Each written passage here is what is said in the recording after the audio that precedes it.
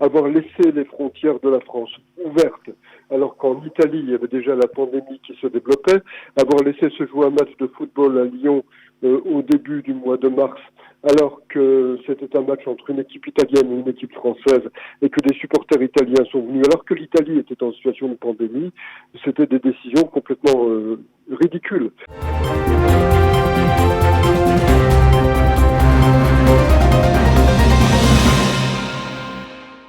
Guy Millière, bonjour. Boker Tov, bonjour. Bonjour. Merci d'être avec nous ce matin. Il est encore en fin de soirée pour vous à Las Vegas. Je voulais avec vous que vous nous donniez une image, une appréciation de ce qui se passe actuellement aux États-Unis. On voit que les données sont particulièrement inquiétantes, préoccupantes, avec plus de 900 morts pour la seule journée d'hier. Quelle est l'atmosphère actuellement aux États-Unis ? Eh bien, cela dépend des endroits. Comme vous le savez, Daniel, c'est un grand pays et donc entre New York, où c'est effectivement une situation assez désastreuse, et l'essentiel du reste du pays, il y a quelques autres points chauds comme New Orleans, Las Vegas n'est pas vraiment un point chaud, mais je pourrais citer aussi Los Angeles ou New Orleans maintenant. C'est en dehors de ces endroits-là. Je dirais que la situation est assez calme. Si je regarde la situation à Las Vegas, il y a à peu près 800 cas et le grand Las Vegas, c'est 2 millions d'habitants et pour le moment, il y a 10 morts, hélas, mais 10 morts, ça n'est pas énorme. Et donc la vie quotidienne ici est une vie quotidienne à peu près normale. À peu près normale, c'est-à-dire vous n'êtes pas confiné. Vous n'êtes pas confiné, par exemple, à Las Vegas dans des pays. Il y a différentes dimensions de confinement. On nous demande de rester à la maison le plus possible, mais si je veux prendre ma voiture pour me rendre quelque part, je le peux. Si je veux me rendre dans un supermarché, je le peux. Donc, il n'y a pas vraiment une situation qui ressemble à la situation française où les gens sont obligés d'être chez eux et ne peuvent quasiment pas sortir. Alors, je voudrais directement, parce que nous avons un peu perdu du temps tout à l'heure à vous rechercher, arriver à la position de Donald Trump. On a vu d'Israël le sentiment que le président américain a longtemps hésité avant de prendre des mesures restrictives. Et la question, c'est est-ce que la gestion de la crise est considérée comme bonne ou mauvaise aux États-Unis par Donald Trump ? Je dirais que la population, pour le moment, considère que la gestion de la situation est bonne. Donald Trump a pris des mesures en temps voulu. Il a décidé d'interrompre tous les vols venant de la Chine dès le 31 janvier. Et il a été critiqué par les démocrates pour cela, mais je pense que c'était une décision excellente et indispensable. D'ailleurs, pour Israël, Benjamin Netanyahou a pris une décision du même type. Et puis une semaine après, il a pris le même type de décision par rapport aux vols venant d'Europe. D'abord de l'Europe continentale, puis après de l'Europe tout entière, parce qu'il a vu que l'Europe était devenue l'épicentre de la pandémie. Mais on l'a entendu Donald Trump un peu négligé un peu au début, à un certain moment. Non, il n'a pas négligé. Il a voulu rassurer la population, lui dire ne vous inquiétez pas, c'est pas l'apocalypse, c'est pas le drame absolu. Donc il a monté en puissance, mais son but au départ, c'était de rassurer la population et de ne pas susciter la panique. S'il avait suscité la panique, je pense que les choses se seraient passées autrement. Elles se seraient passées comme elles se sont passées en France à un moment donné, c'est-à-dire qu'il y aurait eu une ruée sur les supermarchés, des embouteillages, des désordres, parce qu'il a précisément parlé d'une manière rassurante à la population. Les choses se sont passées d'une manière ordonnée dans l'ensemble. Donc je pense qu'il a eu raison. Et maintenant, il est monté en puissance. Maintenant, il gère la situation. Et la population américaine, c'est peut-être pas dit suffisamment ailleurs qu'aux États-Unis, mais considère qu'il se conduit comme un commandant en chef. Et les Américains, quand il y a un gros problème, aiment avoir un président qui montre qu'il a le sense of leadership, qu'il a le sens du commandement. Et Donald Trump montre cela.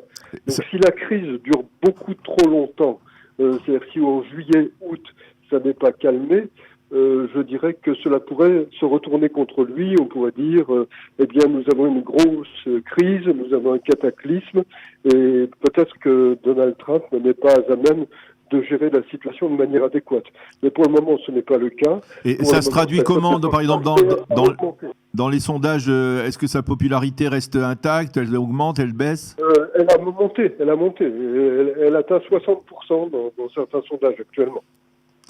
Alors, je voudrais vous profiter de votre expérience et de votre talent d'observateur d'une situation qui, on va dire, nous dépasse et qui est à l'échelle universelle aujourd'hui. La manière de gérer la crise vue de Las Vegas et les différences d'approche entre les Américains d'un côté, les Israéliens de l'autre, les Français également, trois nations qui vous sont chères, on le sait. Quel regard vous portez sur les différences d'approche à ce niveau-là? Je dirais que Israël a la chance, à mes yeux, d'avoir Benjamin Netanyahou comme Premier ministre. Et il a géré les choses excellemment. D'ailleurs, ça se voit. Il y a très peu de morts en Israël. Et il a pris les bonnes décisions au bon moment. Et je dirais que s'il y a aussi peu de morts, c'est aussi parce que la médecine israélienne est absolument excellente et les Israéliens peuvent être fiers de leur système médical et de leur système sanitaire. La situation aux États-Unis est gérée aussi bien que c'est possible avec les moyens disponibles. Au départ, il y a eu des problèmes de tests. Maintenant, ces problèmes sont réglés, donc il y a eu un petit retard de ce côté-là. Mais quand on donne les chiffres américains, ce que beaucoup de gens oublient de dire, c'est que les États-Unis, en termes de population, c'est le 3e pays du monde. Il y a 330 millions d'habitants. Donc on ne peut pas faire la comparaison avec les chiffres français. Par exemple, la France, il y a 67 millions d'habitants. Ici, il y en a 330 millions. Donc les chiffres qui comptent, c'est à la limite le chiffre du nombre de morts par million d'habitants. Et sur ce plan, le chiffre pour Israël doit être 3 actuellement, ce qui est un chiffre absolument excellent. Le chiffre pour les États-Unis doit être 7, quelque chose comme ça, je pense, s'il n'a pas varié. Le chiffre pour la France doit être aux alentours de 35. Donc là, je dirais qu'il y a une grosse différence. La France n'atteint pas, heureusement, pour le moment, le niveau catastrophique de l'Italie ou de l'Espagne, mais néanmoins, la gestion en France a été plutôt mauvaise. Elle a été très erratique. Il n'y a pas eu d'interruption des vols, il n'y a pas eu de fermeture des frontières, il y a eu des problèmes de masques, il y a eu des problèmes de tests. Et je dirais que sur ce plan, c'est le gouvernement français qui peut apparaître comme un gouvernement incompétent dans cette situation.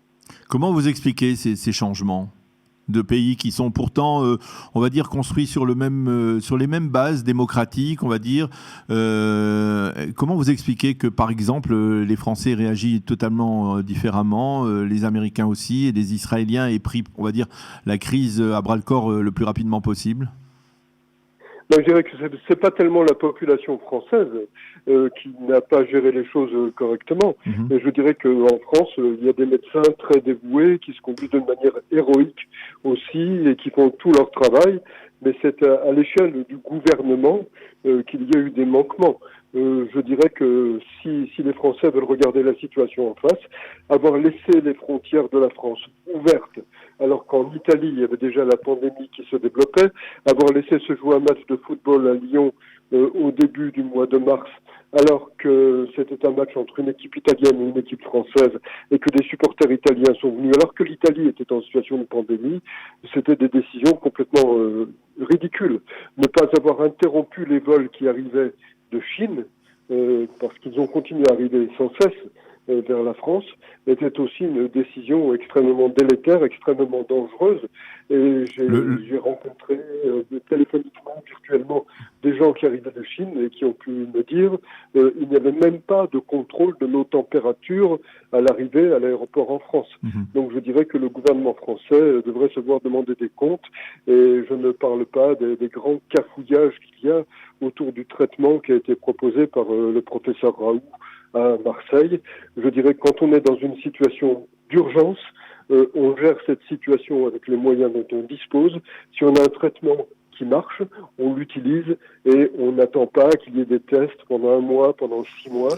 D'ailleurs, en Israël, l'hydroxychloroquine est utilisée.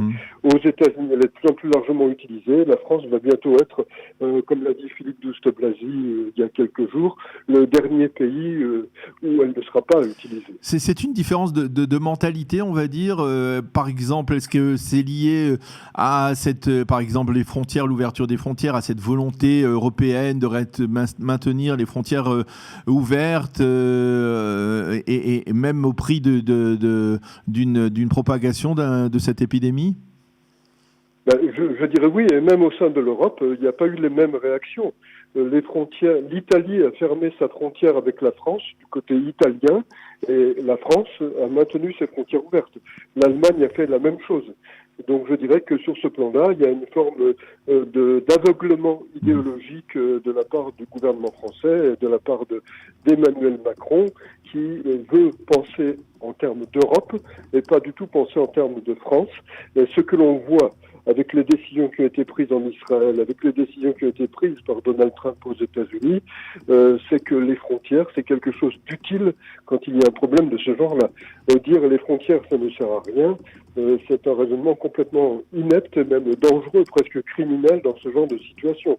On a entendu des gens du gouvernement français dire les virus n'ont pas besoin de passeport, les virus voyagent comme ils veulent. Ce qui était oublié dans ce type de déclaration, c'est qu'un virus voyage avec les êtres humains qui le portent et que si les êtres humains franchissent une frontière et sont malades, eh bien, ils apportent la maladie avec eux. Eh bien, Guy Millière, merci beaucoup d'avoir été avec nous ce matin. Il est encore le milieu de soirée ou fin de soirée chez vous à Las Vegas. Merci d'avoir été avec nous avoir donné un aperçu de ce qui se passe aux États-Unis et de votre appréciation en tant qu'observateur avisé de la réalité dans ces pays que vous aimez, comme je le disais, les États-Unis, la France et Israël. On vous souhaite une bonne santé et bonne continuation. À bientôt. Merci infiniment, Daniel. Au revoir. Au revoir.